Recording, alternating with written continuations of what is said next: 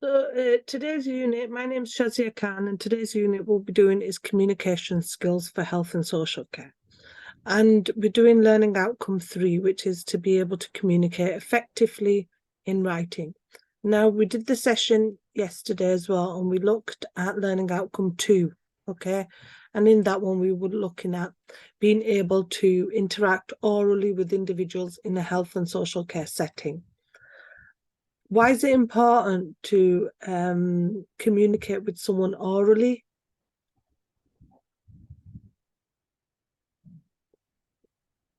Ashley, why do you think it's important to communicate orally with someone?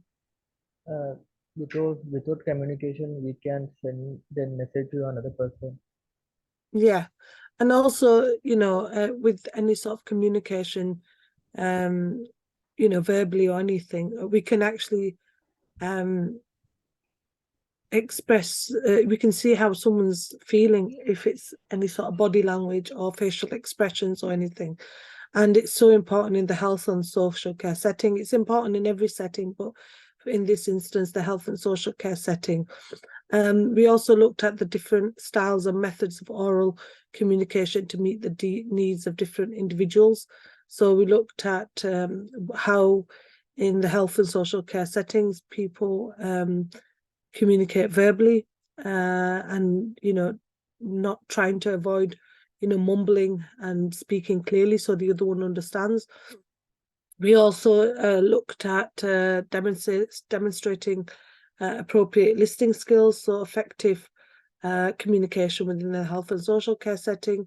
We looked at the SOLA model, which was to sit squarely, open position, lean slightly, eye contact, and to relax. We then went on to how important listening and attending was in any sort of situation, and how it is important in aspects of health and social care as well. We looked at aspects of listening, which was linguistic, paralinguistic, and non-verbal aspects of communication, which is body language, facial expression, gestures.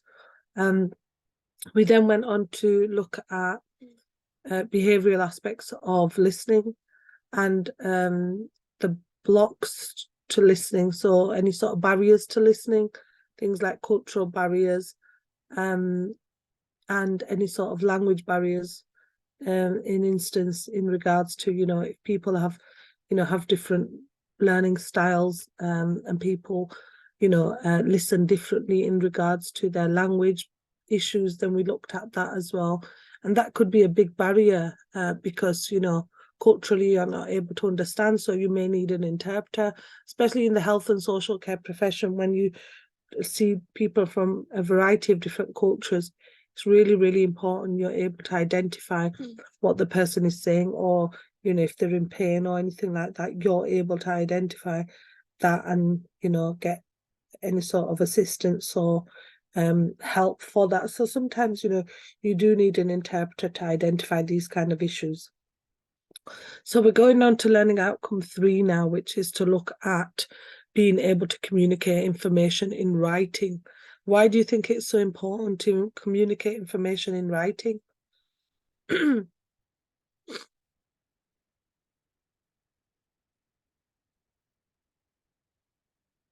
Achu, why do you think it's so important to communicate things in writing? Writing communication is the process of recording individuals' medical and personal care. Yeah, so recording anything in regards to meeting up with the patient, any sort of medical care, recording any information about the patient or anything else that needs to be in regards to what the patient treatment is needed, a care plan. So written communication is important. So written communication is health services need to keep good records of the care given to patients for 3 main reasons. Firstly, to make sure that the care and treatment can continue to be given safely, so there's no no matter which staff is on duty 24 hours a day, 7 days a week. So in that instance, so there's no discrepancies in what medication should be given. There's no discrepancies in any sort of, treatment that's given to the patient. Also to record the care that has been given to the patient, client, to make sure there's an accurate record to be used as evidence when there's a complaint from a patient client about the care they have received. So if any client is to put in a complaint, you know, they're able to identify that, you know, the records are in place. Written and oral communications are mainly two ways that humans communicate. As we social beings, these are essentials and we need to live in society with that. Written communication is the exchange of information, ideas, or messages through written language. So it could be in the form of letters, emails, notes, and more. Written communication is used widely in organizations, and is really is a big part of an organization in regards to how the how someone refers to things and in what context they refer to things. The principles of written communication are that you should write as near as possible to the time you've delivered the care. So straight away, really, you know, it's important to write that. You should write simply and clearly. Why should you write simply and clearly? Because another person can understand. Yes. So that another person can understand. It's really important that you are able to, you know, if someone else is coming in, they're able to understand everything. Write legibly, so if handwritten, as error-free as possible if keyed into a computer. Insert dates, times as accurately as possible when specific events and circumstances occur. Avoid giving your personal opinions, and avoid writing anything judgmental or which may seem personally abusive or insulting, and report factually what you have observed. Written communication requires a high level of skill in order to conduct it effectively and professionally. This form of communication is very common in businesses as well as other professions, so it's important that each employee has an understanding of written communication and a continual motivation to develop their and improve their skills. Effective written communication should include the following. As we mentioned some on the top as well, we've mentioned simply and clearly. So first one is clarity. All written communication should be clear, direct, straightforward, and understandable. Confusion will be prevented amongst readers if the message makes sense. Conclusion. Written communication should be kept short to avoid repetition and avoid leaving out necessary information. Conciseness assists in making a message more clear. A professional and formal tone. And in the healthcare professional, maybe in some instances you may need to keep it in a professional tone, but some instances you don't. Keeping a courteous tone builds effective rapport and maintains a polite, respectful, and culturally sensitive dialogue. Precision and composition. All facts and dates should be accurate, and all spelling grammar should be also accurate. Precision builds a professional tone and confirms effective research has been done. And completeness. All necessary information should be included in the written report. You should avoid, you know, being judgmental. You know, try to, you know, identify, you know, that this is wrong, and avoid your own opinion, because people don't want to know about your own opinion in regards to, you know, a report that you're writing about their, you know, health condition.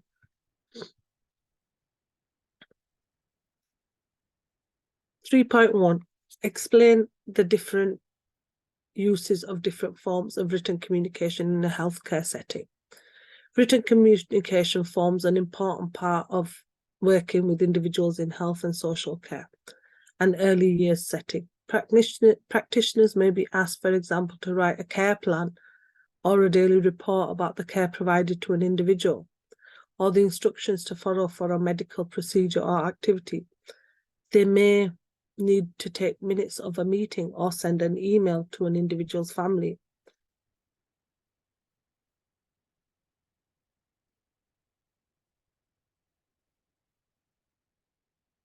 Health services need to keep good written records of care given to patients for three main reasons: to make sure, as we mentioned earlier, that the treatment can continue to be given safely no matter which staff are on duty 24 hours a day; 7 days a week and to record the care that has been given.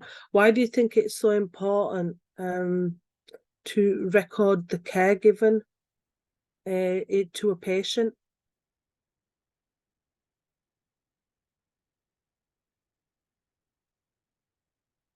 Actually, why do you think it's so important? Because patient have any doubt the care they received, that time we can show the What was that? care. Hello, can you hear me? Yeah, now I can. What did you say? Patients have any doubt about the care they received, Yeah. at that time we can show the care records, and the records is evident. Yeah. And also if if any sort of issues come up, you've got the care plan and the everything in place so that they're able to identify any sort of issues or errors that have come about.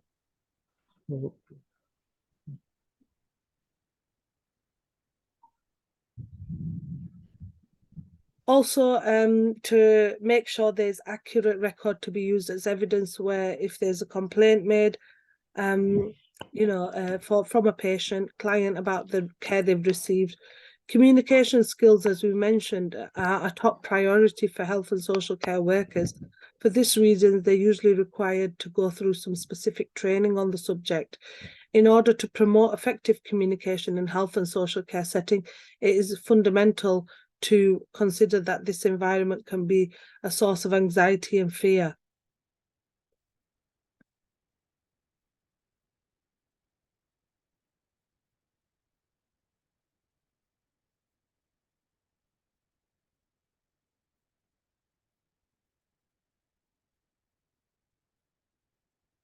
Can you give me some examples of what written communication is in health and social care? What kind of things can be examples of written communication?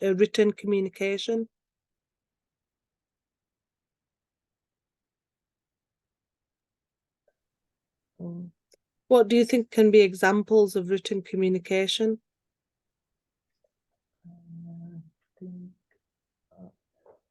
Email. Email's good. What else?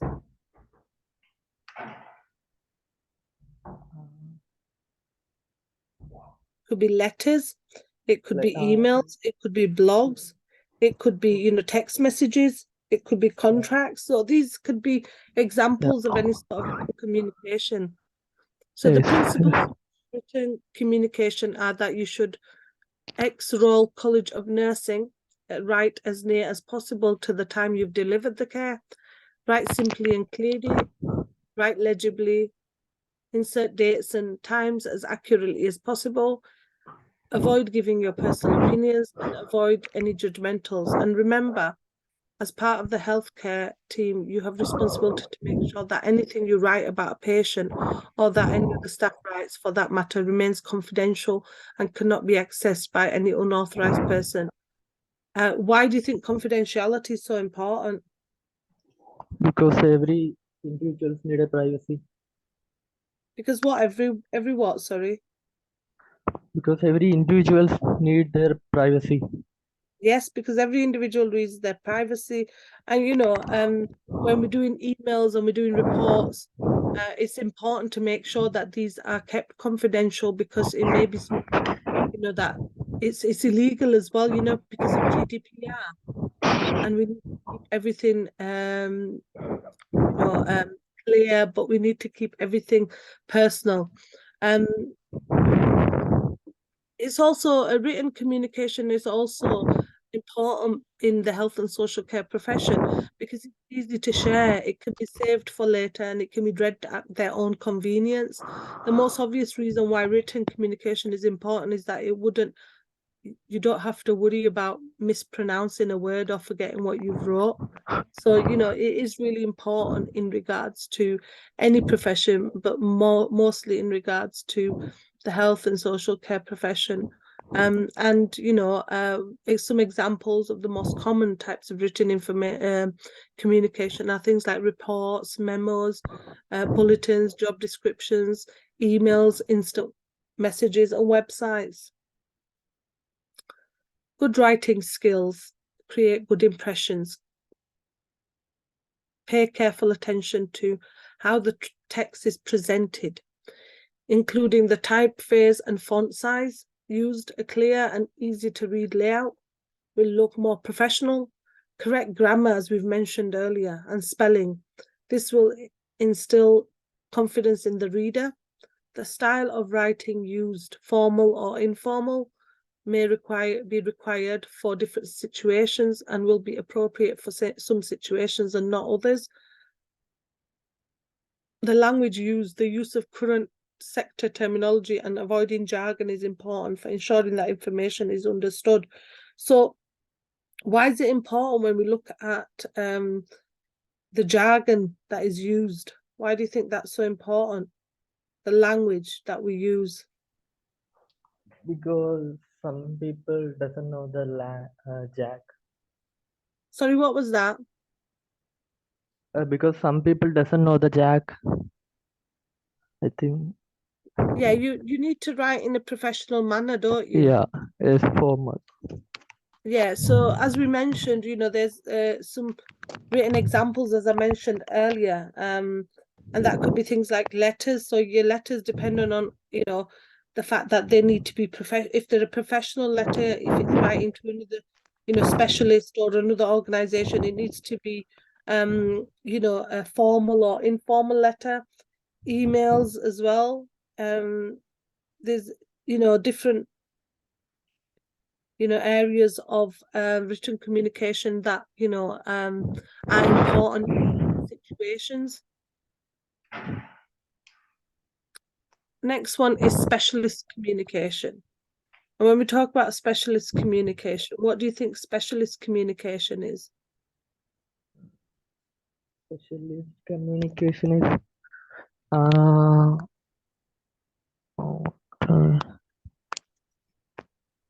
It's things like, you know, people may have special needs, or, you know, may need special communication in different technology like Braille or, you know, Loop for anyone that can't hear. Practitioners working in health and social care and early years settings have many different interactions with individuals who have a diverse range of needs. Knowledge of specialist communications and how you use these at times be required to enable effective interactions.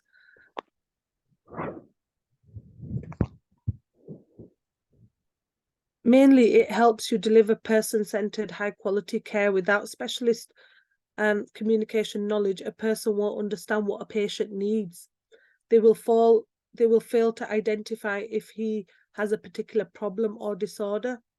So it's really, really important that, you know, you're able to identify the different needs that an individual needs. Things like the example was Braille.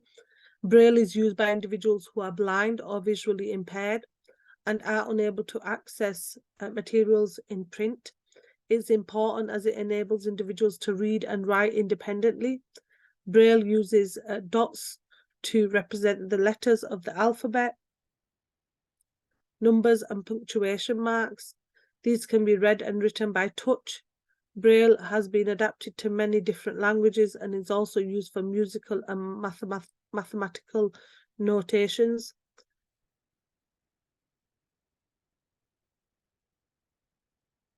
Some individuals may use word or symbol boards to support their speech or understanding. This helps the listener by associating a picture or printed word with the verbal communication in order to be able to understand what is being said. So why is it important that you cater for someone who needs the specialist attention?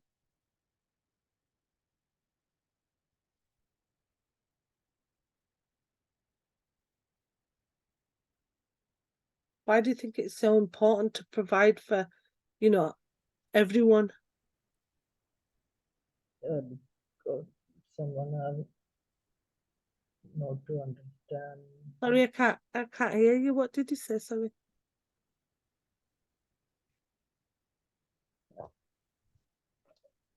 It's mainly there to ensure that, you know, what you provide is sufficient for that individual, because if they've got learning difficulties or any sort of other difficulties, if they, you know, they have any sort of other disability, you're there to provide a care plan and obviously provide the services for them.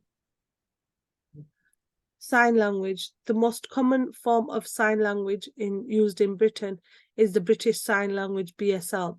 It was recognised by the UK government as an official language in March 2003 and is the most widely used form of language after English, Gaelic and Welsh.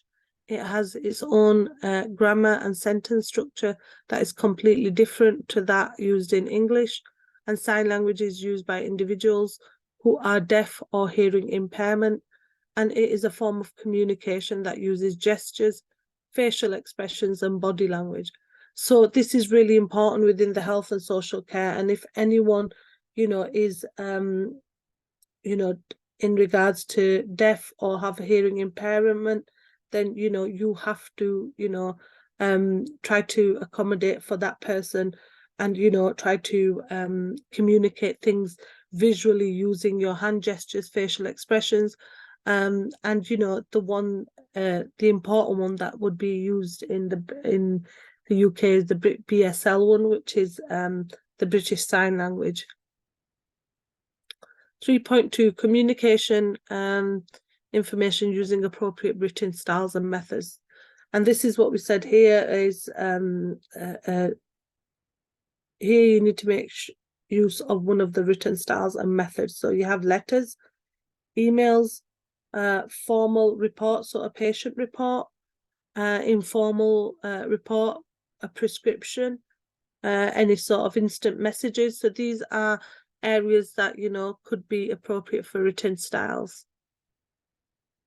3M1, use appropriate technology and supporting graphs, diagrams and or artwork to support written communication. Here you need to make use of one of the following softwares to enhance communication using images, graphs and tables. Examples is the use of tables, graphs and images to show a patient record, for example, an ECG or an MRI scan on an X-ray report. Why do you think it's so important to enhance communication using images? Why do you think it's so important? It's improving the clarity and effectiveness of our message. Yeah, but if a doctor is looking through someone's care plan or through their report, and if they see you know, images of an ECG on an MRI scan, it actually identifies, you know, the importance of that, and they're able to identify, you know, what's going on with the person, or if there's any sort of issues in regards to the, if, you know, they need extra support, if it's, you know, if they've got a heart condition or if they've got anything else, they're able to identify that from graphs and images and things like that. So 3D1, evaluate examples of forms of actual written communication found in the health and social care setting. Here you need to use the enhanced communication written methods like completing patient records or writing for different audiences, individuals and their families. Why do you think it's so important to have patient records?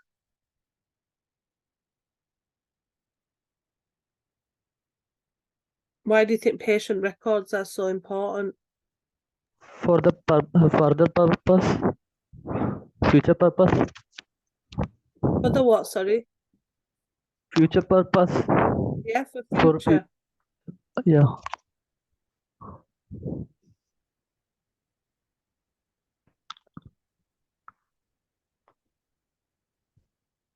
And also, like, reports are really important to individuals as well. Okay. So record keeping. There are many reasons for keeping records in healthcare, but two stand out above all others. To compile a complete record of the patient's client's journey through services. To enable continuity of care for the patient, both within and between services. Now, for example, if you come onto a shift, yeah, and you've got, you've come onto a shift and you come in and you're able to, you don't know, your colleagues left, okay, and you don't know Okay. what's going on, and why will this, and it's a new patient, and how will it help you? How will these patient records help you?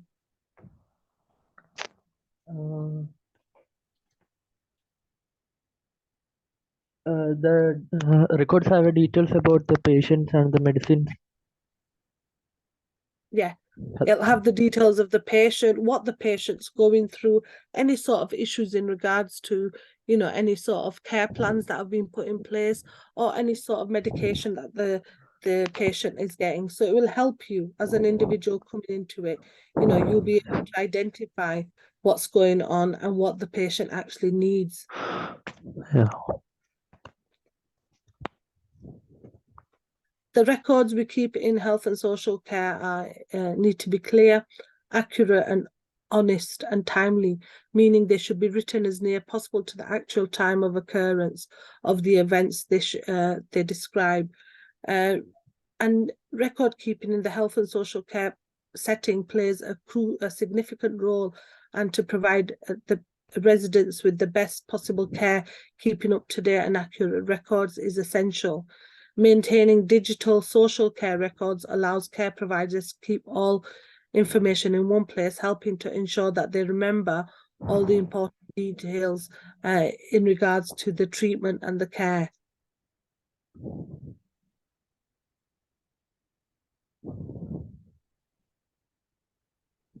Different means of record keeping are used in health and social care settings. Some workplaces use handwritten records, others have moved to computer-based records, and many use combination of both. You'll be expected to be able to comply with whatever requirements your employer sets for record keeping, be it handwritten or electronic. That means that you'll need to know how to use the information systems and tools in the workplace. You must protect and do not share with anyone any passwords or smart cards given to you to enable you to access systems. And you should make sure written records are not left in public places where unauthorized people might see them.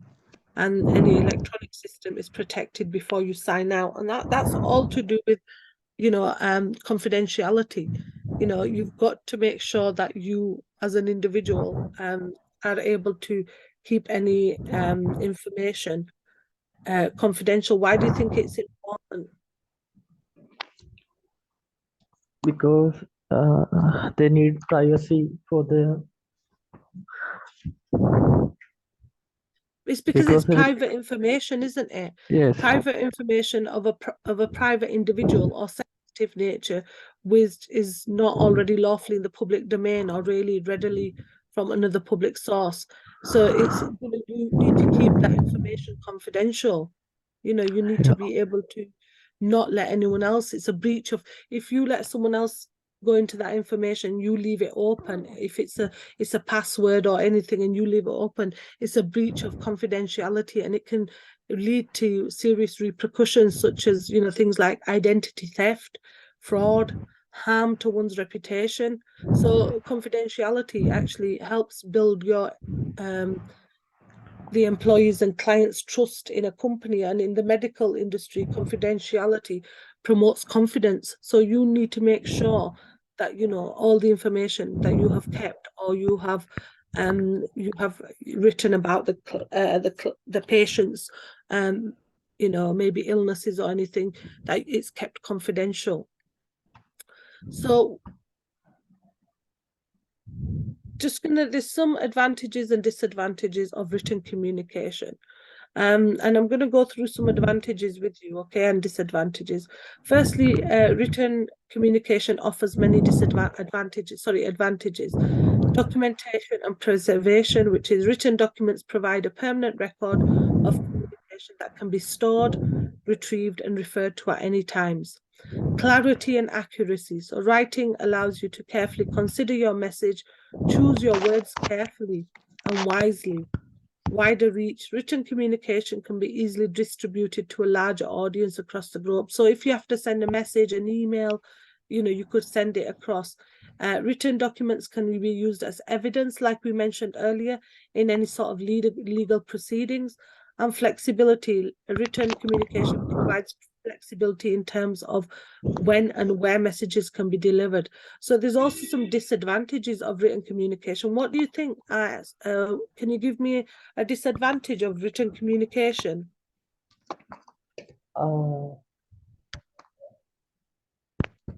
Sometimes some people can theft the details about the patients. Yeah. So that is a disadvantage.